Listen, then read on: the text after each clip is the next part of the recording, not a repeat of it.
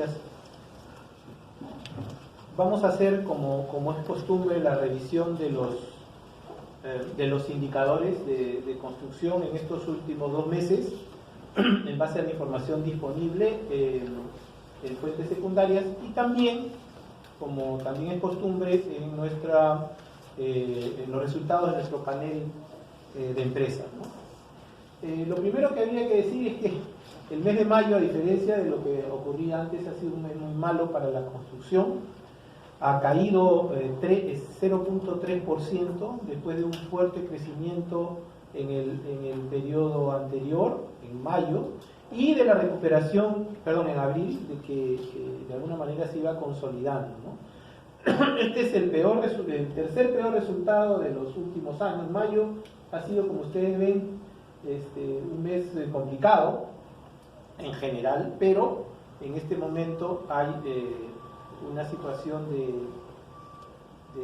caída muy, yo diría, de alguna manera inesperada, ¿no? Y eso, por supuesto, nos genera una gran incertidumbre respecto a lo que puede pasar en el futuro, ¿no?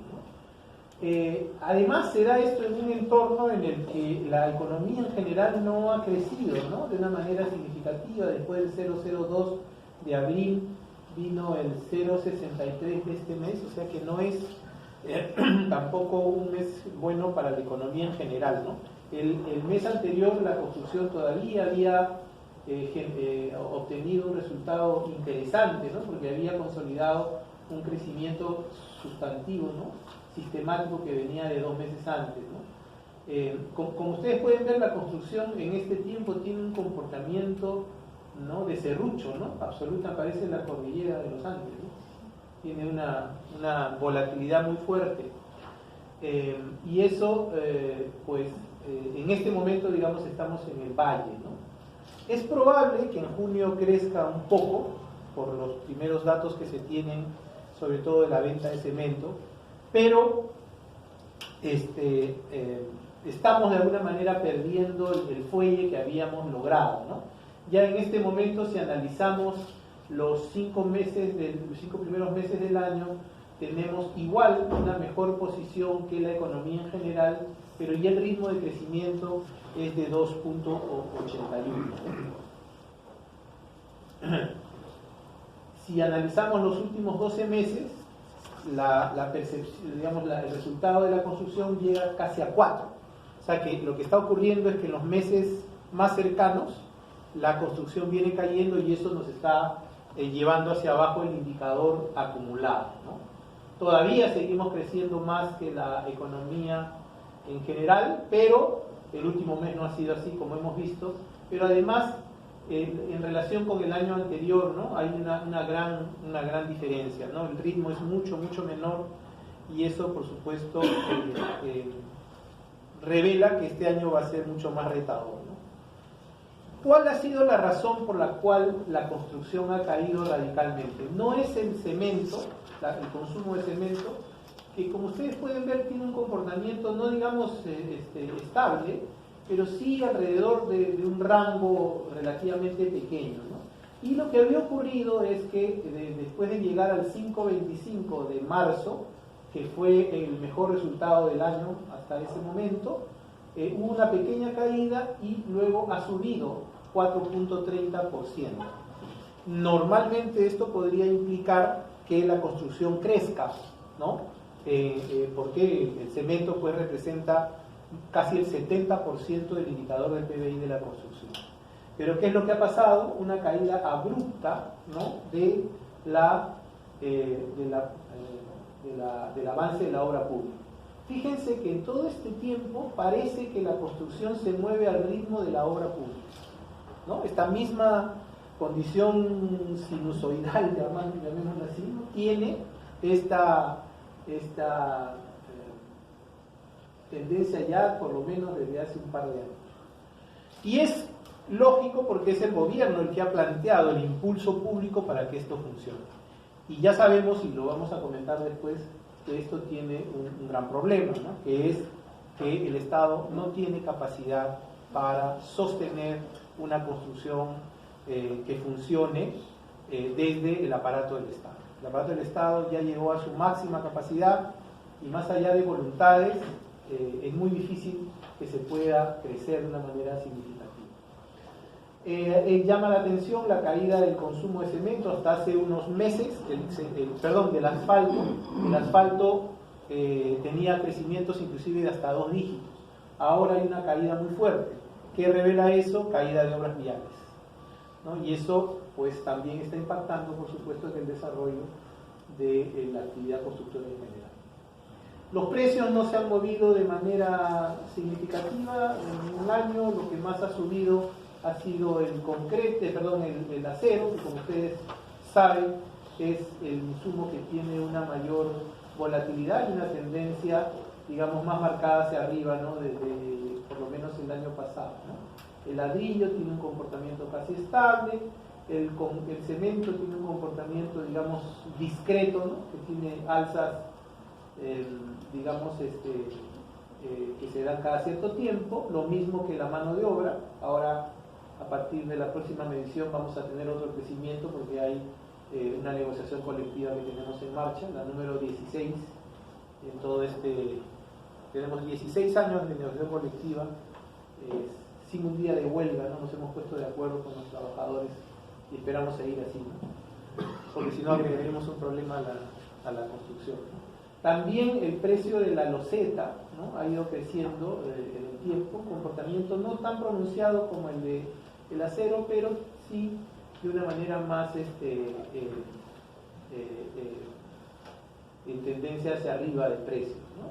Pero como ustedes pueden ver, los valores en los últimos 12 meses, ¿no? Son muy poco significativos, algunos inclusive por debajo de la inflación.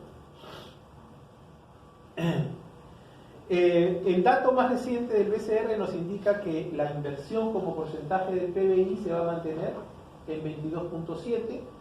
Esto debido en general a una moderación de las perspectivas tanto en obra pública como en obra privada. Fíjense que la obra pública no crece, al contrario, se espera que el 2019 decrezca un décimo del PBI y se mantenga esto en el 2020, y más bien sí se espera que la inversión privada comience a crecer. Esta ha sido la apuesta del gobierno ya desde inicios del año. Sin embargo, se han moderado las expectativas de crecimiento en ambos casos.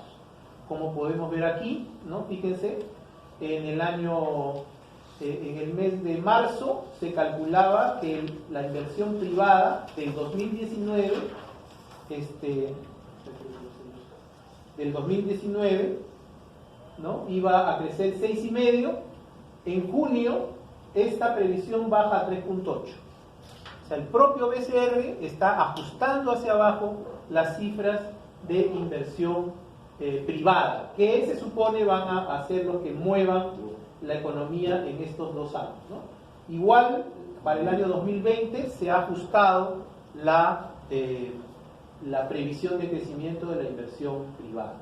Y en el caso de la inversión pública, pues miren ustedes, este es un dato también corregido.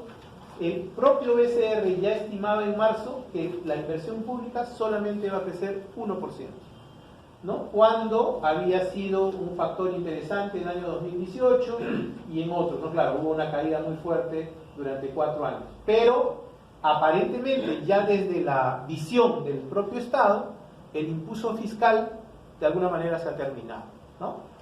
Sí consideran que para el año 2020 se podía pensar en un crecimiento otra vez de 5%, pero digamos que es igual, inferior, ¿no?, a aquellos que se lograron en su momento y que generaron este impulso fiscal que debería haber ayudado a que la construcción y la economía pues vayan en esta lógica contracíclica, ¿no?, de la que siempre se habla. Las buenas noticias: Mi Vivienda ha tenido el mejor resultado de los últimos 3 años, ¿no?, con 1.086 operaciones de crédito, y aparentemente se llegaría a un récord, ¿no? Nosotros, si hacemos una estimación digamos geométrica, ¿no?, de los 12 últimos meses, nos llevaría esto a más de casi 13.500 créditos colocados, que es mayor que el récord del 2013, ¿no? Si seguimos un crecimiento, digamos, lineal, pues esto podría ser menor. Pero todo hace pensar que estemos más cerca de las 13.500 que de las 10.500, ¿no? Y por supuesto, estaría por verse, sería muy interesante que haya un mes récord, ¿no? Un año récord, porque ha habido pues dos picos, ¿no? Dos picos, ¿no? Parece que estamos condenados a los picos en la construcción, ¿no? 9.500 en el año 2005, 13.164 en el 2012, aquí una caída muy abrupta y recién podría haber una recuperación. Esta es una excelente noticia. ¿Y esto a qué se debe? En gran medida al bono verde, ¿no? Que es una muy buena decisión del gobierno. A mayo del año 2019, o sea, en los primeros 5 meses de este año, el 40% de los créditos Mi Vivienda otorgados corresponden a esta modalidad. Ese es un número interesante y esto nos va a marcar de alguna forma la idea de que esto se va a convertir en un estándar o algo parecido, ¿no? Poco a poco se están digamos, dirigiendo tanto los demandantes como los oferentes hacia esta modalidad que, como ustedes saben, aparte de tener buenas consecuencias de carácter ambiental, genera un menor costo del dinero, es una menor tasa de interés. La gente paga menos porque tiene un subsidio complementario, ¿no? Y esa es una muy buena medida. El gran problema, bueno, este es otro dato interesante, este es un dato que hemos sacado recientemente, cómo ha ido creciendo en estos 2 últimos años la participación del crédito Mi Vivienda, de los créditos Mi Vivienda en el total de créditos hipotecarios que se otorgan, ¿no? O sea, en el mes de mayo, el 32% de todos los créditos hipotecarios otorgados en el Perú han sido otorgados a través de créditos del Fondo Mi Vivienda. Por supuesto, estamos hablando en número de créditos, ¿no? Si hablamos de volumen, es obviamente menor porque los créditos fuera de Mi Vivienda son más altos, ¿no? Y bueno, ha habido un crecimiento de la colocación relativa, ¿no? De la participación de Lima en los primeros meses del año, ¿no? Casi 60% de las colocaciones en unidades, en créditos, se han dado en Lima, ¿no? Y un poco se ha ido creciendo en esta tendencia. ¿Por qué ocurre eso? En parte porque todavía en ciudades del interior el nivel de penetración de proyectos con el bono verde es menor. Más o menos, Edgardo, desmiénteme, el 80% de los créditos del bono verde se han dado en Lima. Entonces, ¿qué quiere decir esto? Que si hay un incentivo a crear más proyectos en el interior, podría crecer la colocación y también la participación de las regiones dentro del nivel de colocaciones Mi Vivienda, ¿no? Por esta misma razón, también ligeramente ha crecido. Fíjense, habíamos llegado a este récord de 40% de créditos dados por instituciones no bancarias, ¿no? Cajas municipales, rurales, financieras. Ahora ha subido un poco, ¿no? Cuando en realidad la lógica debería ser bajar. ¿Por qué ha ocurrido? Por la misma razón. Porque los bancos están más concentrados en Lima y al haber más más proyectos bono verde en Lima, pues lo que se ha generado es esta mayor concentración, ¿no? Pero como ya sabemos, ¿no? En el interior del país, si cogemos solo el interior del país, ya las instituciones no bancarias desde el año pasado, miren cómo esto ha ido cambiando en el tiempo, ya otorgan más operaciones de crédito que Mi Vivienda, y esa es una tendencia que en el 2019 se va a mantener. El tema del bono familiar habitacional, también hay una muy buena noticia. Aparentemente, de acuerdo a los cálculos que hemos hecho, a fin de este año podría llegarse a 33.000 33.000 bonos familiares habitacionales desembolsados, ¿no? Fíjense que esto ¿no? Otra vez la cordillera de los Andes, ¿no? Esto es un crecimiento importante, ¿no? Pero todavía lejos de lo que se había manejado antes, ¿no? Ahora, ¿cuál es en realidad la estructura? Si nosotros vamos a la estructura por modalidad, fíjense lo que pasa. Esto es vivienda nueva, es decir, el subsidio de techo propio dirigido a la compra de viviendas en proyectos inmobiliarios. Se llegó en el 2018 a un casi récord, solamente superado por el año 2011, ¿no?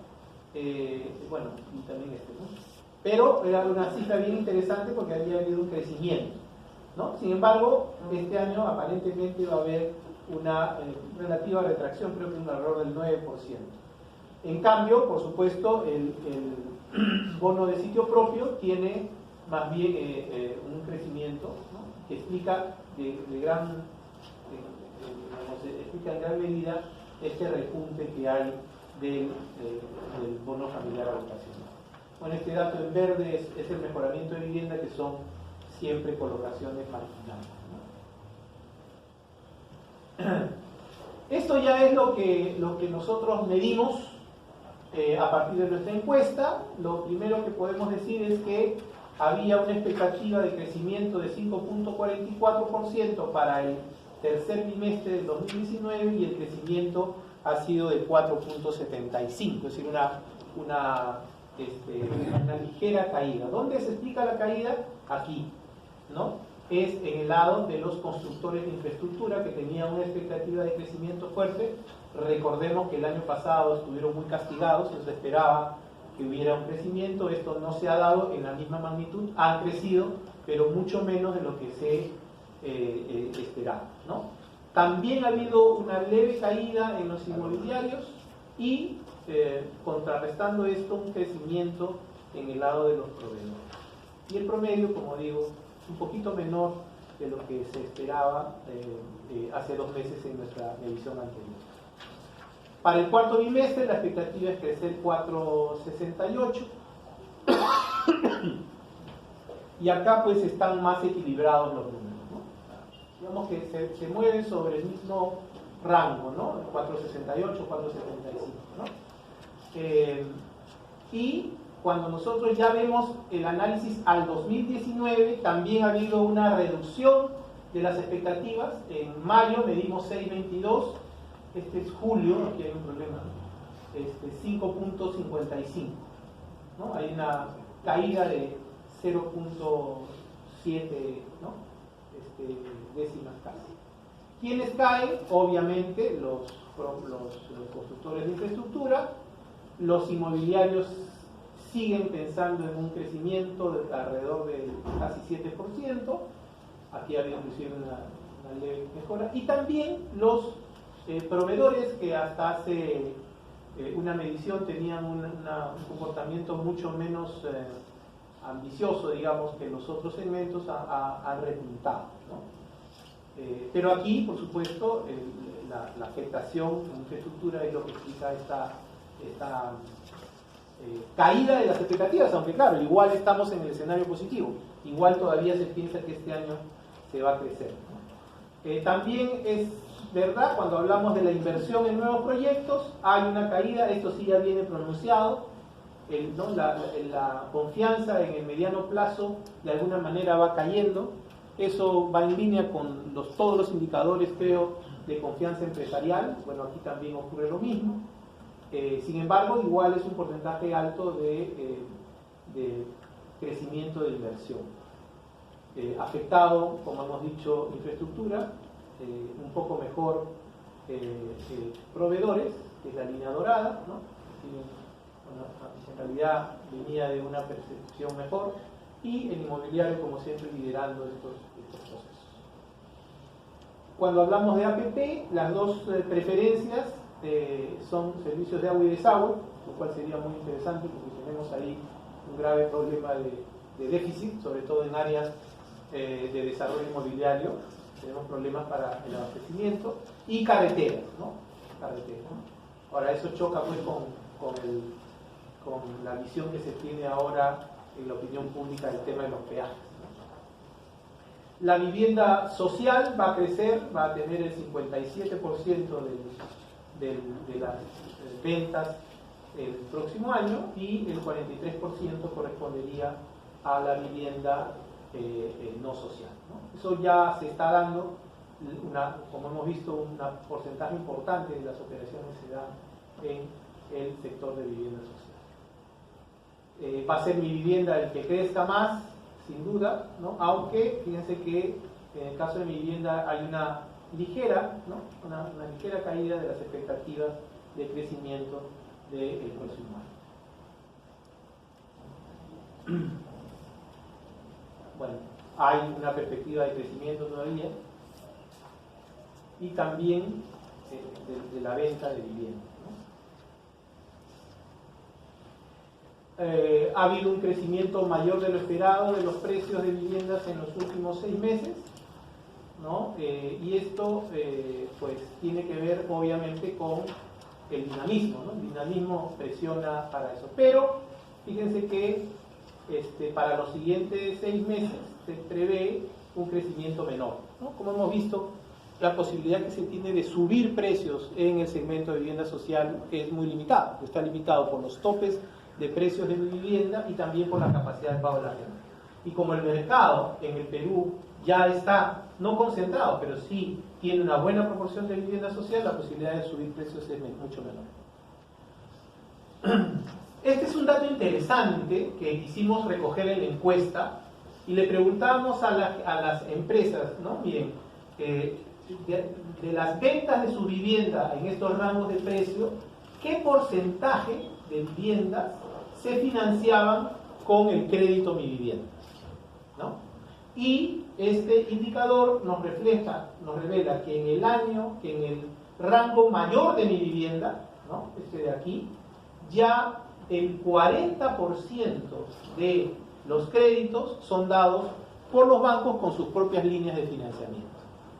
Esto es muy interesante porque refleja ya una tendencia. Lo más sensato sería que el gobierno impulse la mayor participación de las IFIs, o sea, de las instituciones financieras, e ir saliendo del rango superior de Mi Vivienda. Esto naturalmente tiene la ventaja de, al concentrarse en viviendas de menos valor, los créditos hipotecarios son de menos valor y con la misma cantidad de plata se pueden entregar más créditos, ¿no? Acá, por ejemplo, se puede volver a un producto que sacó Mi Vivienda a fines del año 2005, que era un seguro hipotecario, ¿no? Es decir, Mi Vivienda le aseguraba al banco que en caso que hubiera un default, el Estado cubría una parte de la pérdida, ¿no? Igual como es en el crédito Mi Vivienda, pero con dinero de los bancos. Esto haría que con un sol del crédito Mi Vivienda, con un sol que se destina ahora a un crédito Mi Vivienda, se podrían bancar 20 créditos, ¿no? Porque tú solamente cubrirías el riesgo de no pago, que en este momento está en alrededor de 2,5%. Ponemos el doble, es el 5%.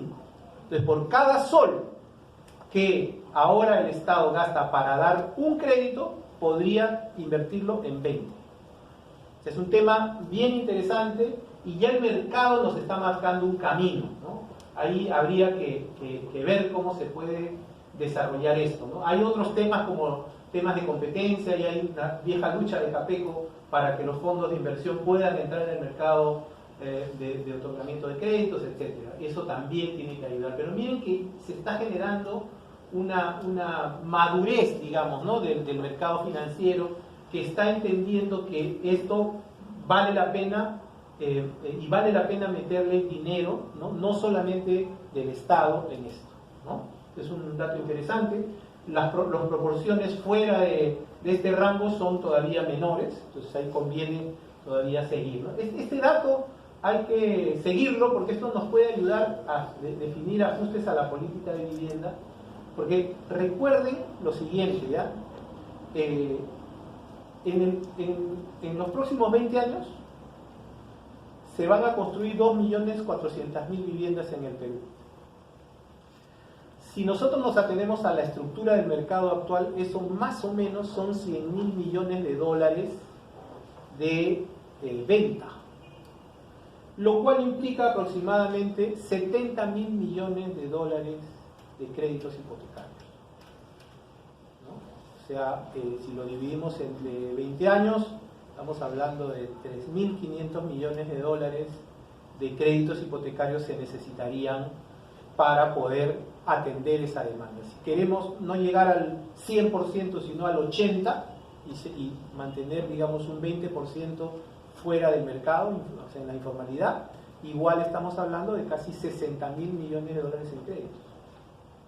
Entonces no alcanza el dinero del Fondo Mi Vivienda para esa cantidad. Entonces tenemos que buscar un nuevo mecanismo para que eso vaya a funcionar. Los precios de los materiales, contrariamente, tuvieron un comportamiento bastante más reducido, menor del que se esperaba, y acá la tendencia es hacia una estabilidad, ¿no? Poco a poco se ha ido consolidando una visión de que los precios no van a subir de una manera significativa. Conclusiones, expectativas de las empresas se han moderado, todavía están en escenario positivo, y eso pues está en relación con una serie de factores que vamos a analizar. El tercer bimestre y el cuarto, estamos hablando de casi 4.7% de crecimiento que han detectado nuestras empresas, son inferiores a los que se preveía en mayo, casi un punto más, pero igual en el escenario positivo. Todavía para todo el año 2019 estamos hablando de un crecimiento mayor, cerca de 5.6%, pero que esto es casi 7 décimas de punto menos de la estimación que se hizo en mayo. Es decir, en todos los indicadores hay una reducción de la expectativa de crecimiento. Igual, crecer 5.6% es interesante, ¿no? Pero evidentemente hay una caída, ¿no? Donde tenemos el principal problema es en infraestructura, y en inmobiliarios y en proveedores se espera un crecimiento, como hemos visto, bastante más grande. Estas cifras coinciden con la revisión del BCR sobre el desempeño del sector, que en marzo estimó que iba a crecer 6.5% la construcción este año, y en junio ha ajustado a 5.4%. No, miren la coincidencia, ¿no? 5.6 acá y 5.4.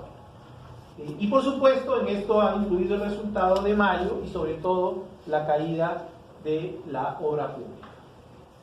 Bueno, esto es lo que acabo de decir, pues las proyecciones de crecimiento son prácticamente iguales.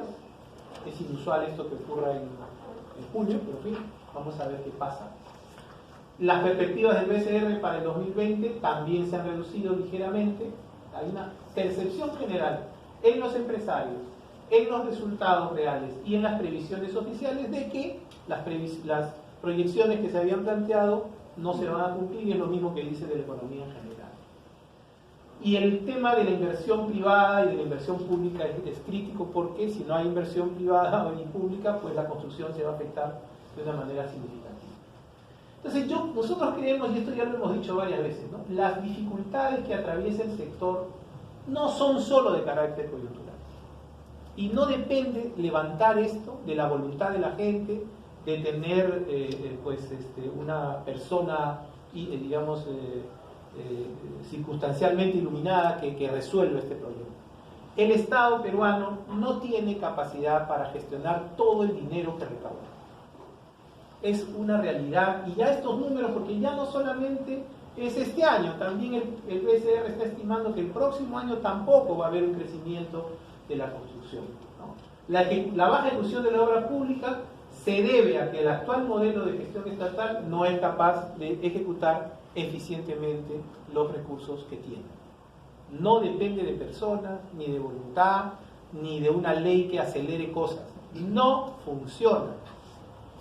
Y este es el gran desafío, y parece que los números terminan dándonos la realidad, la razón una vez más.